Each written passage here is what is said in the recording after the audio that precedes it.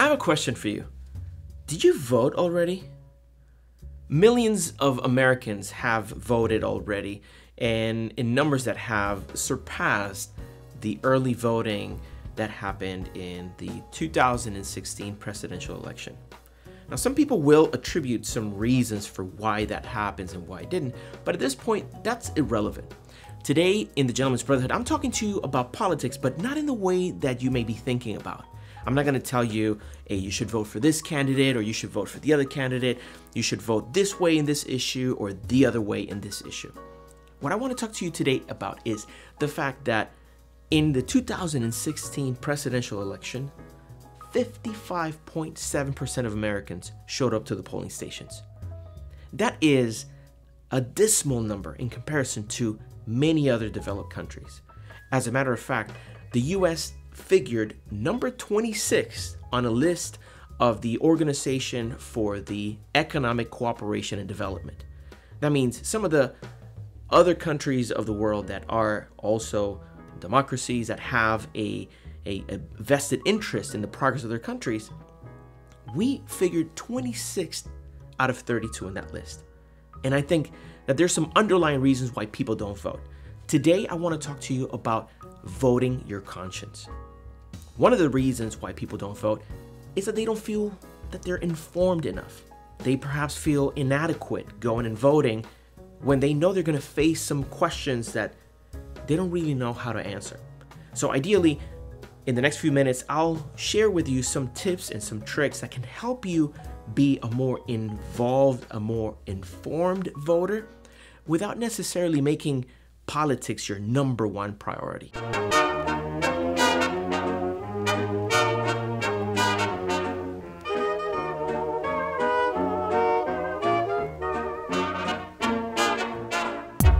Hi, my name is Juan Sepulveda from the Gentleman's Brotherhood. If you don't know me already, I thank you for spending the time with me today, and I invite you to subscribe to this channel if the kind of information that I'm sharing with you find of value. Now, when I talk about voting your conscience, what I refer to is having enough information so that you can make a decision that is going to move your country in the right direction. Whether you live in the United States or in any other country, it is important that you know enough to make an informed decision, so that when it's time for you to go to the polling station and cast your ballot, you don't feel inadequate about not knowing enough.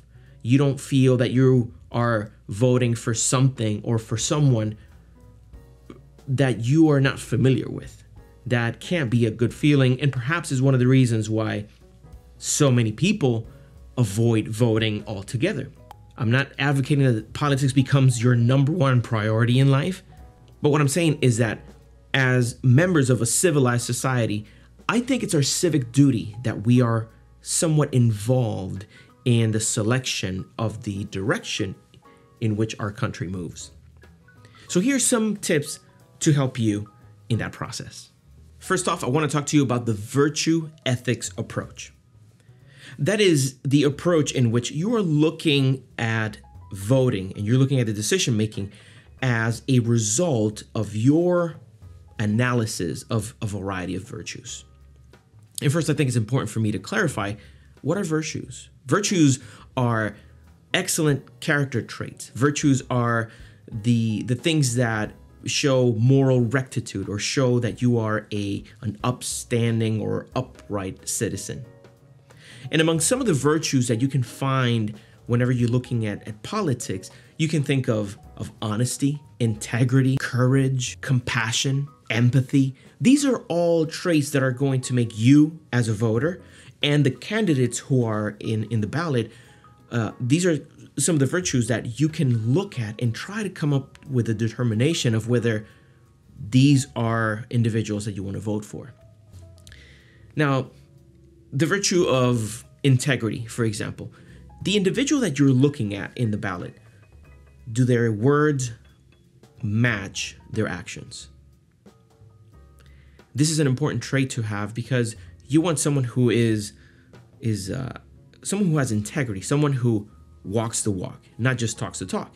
And this is one of the things that people really get turned off to politics by, because politics, they have a good way of talking. They say a lot of nice things. They practice what they're going to teach or what they're going to say to the people that listen to them. But does it always match their actions? And that's an important thing to see. If the individual has some sort of political career or visibility in the community, if you've had access to see this individual, perhaps you can make an informed decision of whether this is a person of integrity or not. Now, one of the virtues that I mentioned also was courage. And you may think, like, what's there about courage in voting? And along the lines of voting your conscience, it may not be an easy decision for you to actually vote a certain way. And here's what I mean. Let's say, for example, you come from a household where your family normally votes a certain way, whether it's they vote strictly Democratic, supporting the Democratic Party, or strictly supporting the Republican Party, the Libertarian Party, or if you're in another country, perhaps the parties that are part of your country, right?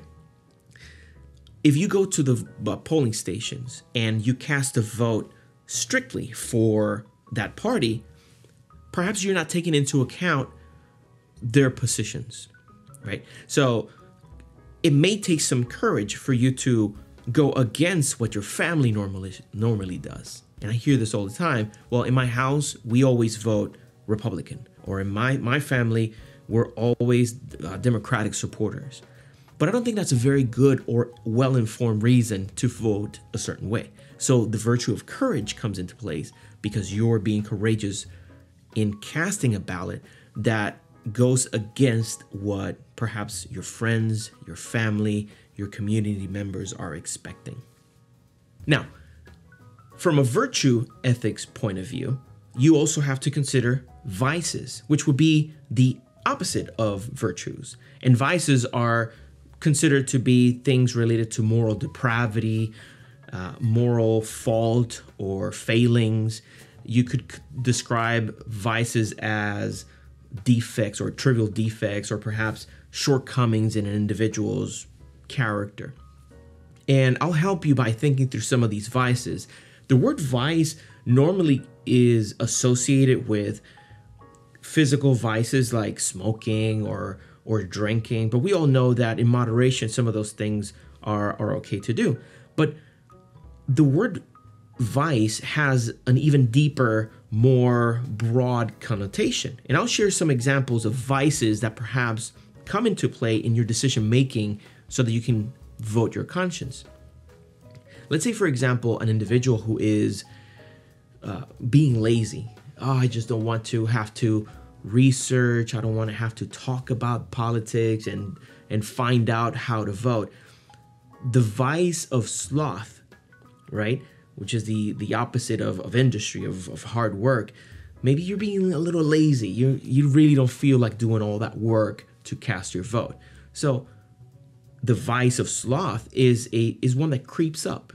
It knocks you off of your comfort zone, right? Another vice that can come into play is perhaps pessimism.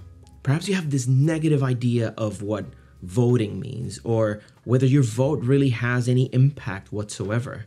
These are some of the things you would have to fight against if you were going to consider voting with your conscience, voting with integrity. Maybe it's apathy. You just don't care, right?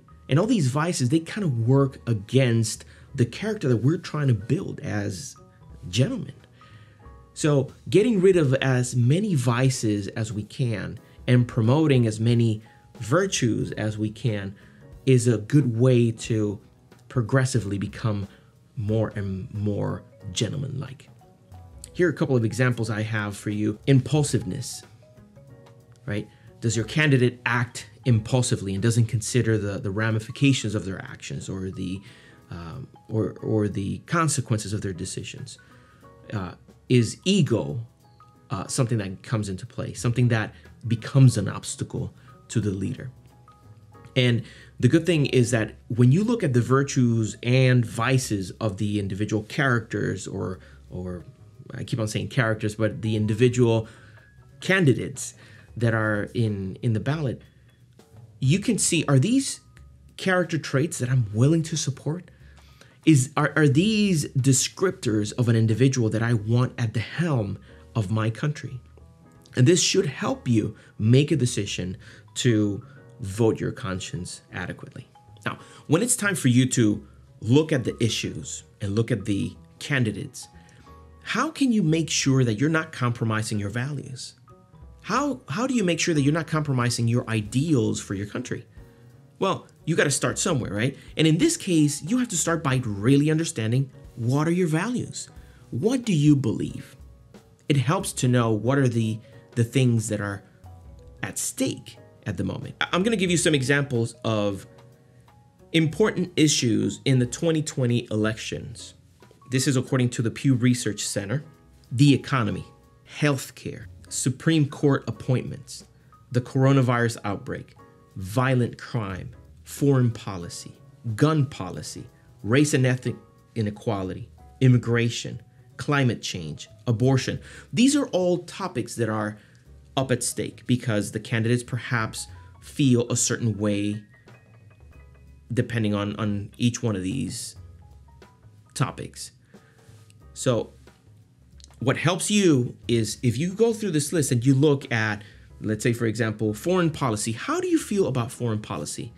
How should we deal with other countries? What should be the relationship we build with other countries? Do we have a collaborative country that works in cooperation with other countries, or should we be more isolated? Should we do our own thing and allow them to do theirs?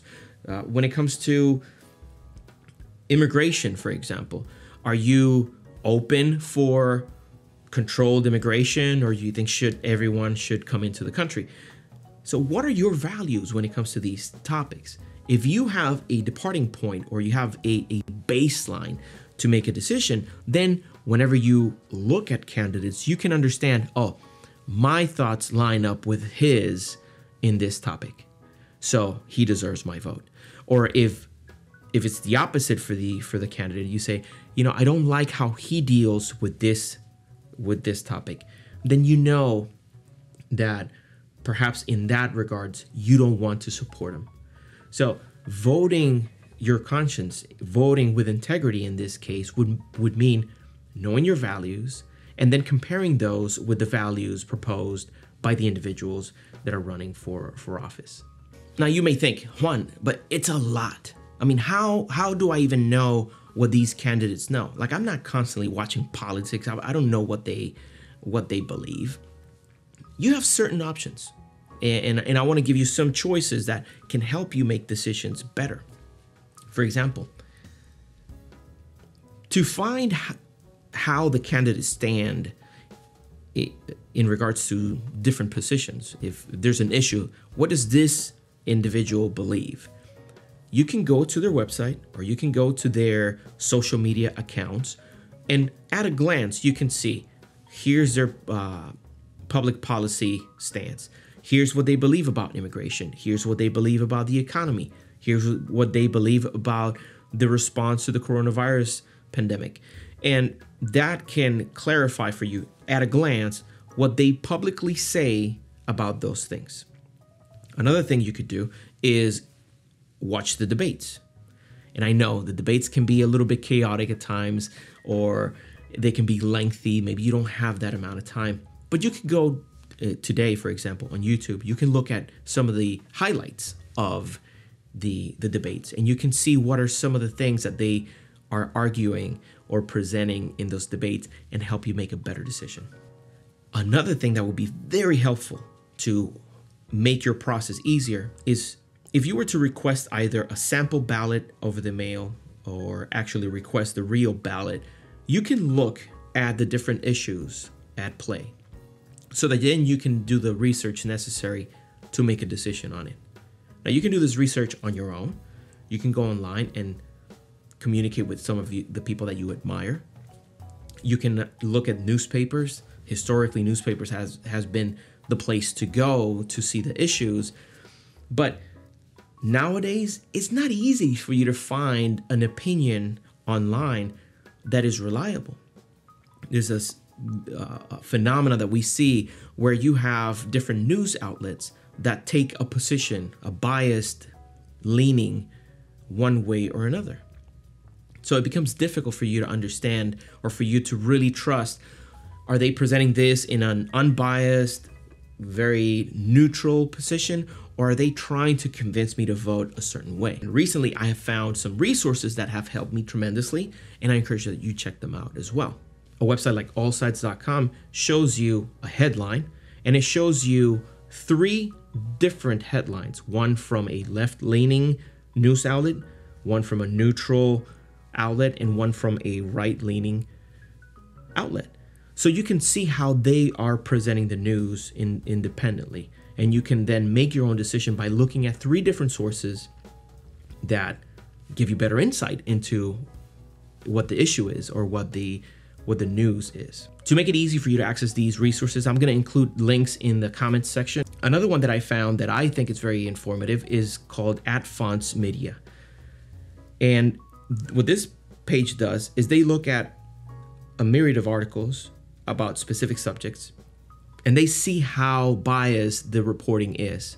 So each news network gets a score of how conservative or how liberal they are, how neutral they are, and then you can get a visual representation of what each and every one of these popular news outlets is like. So if for the longest time you and your family have been relying on one news source and you weren't necessarily aware that it was leaning towards one particular party affiliation, then you can make a decision to also supplement your news consumption diet to include something that's more neutral or something that is of the opposite view, just so that you can have a contrast and you can see both sides of the issue.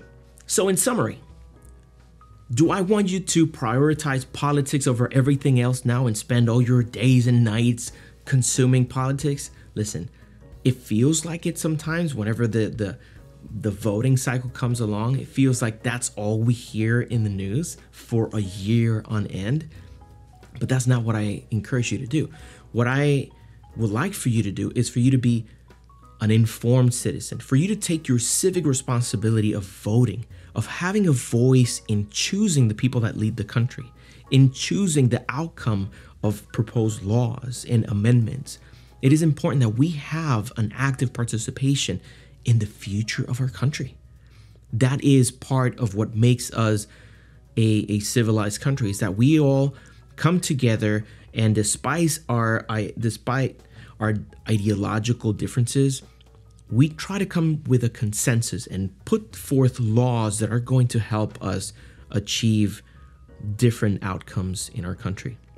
So I encourage you to look through this, find what your baseline is, find what are your values, identify what those are, get to know who the candidates are, what the issues are, and don't just vote due to party affiliation. Just because your family has voted one way, it doesn't obligate you to actually vote that same way. I say vote with integrity, vote your conscience, and try to make the decisions in the ballot that are going to have the outcome for your country that you so desire. So whatever you choose to do, whatever candidate, whatever issue you choose to vote for or against, I encourage you to go out there and vote and let everybody know that it's important for them to take that responsibility into account as well. I want to take this moment to thank you for spending this time with me. I hope that you've learned something. If there's something that I missed that you think I should share with the members of the Gentleman's Brotherhood, please let me know in the comment section. And I'm curious, in the comment section, let me know, have you voted already? Have you taken any of these things into account? I'd love to read your comments and reply to you. As always, thank you for being a part of the Gentleman's Brotherhood. And until next time, I wish you courage, courtesy, and civility. Take care.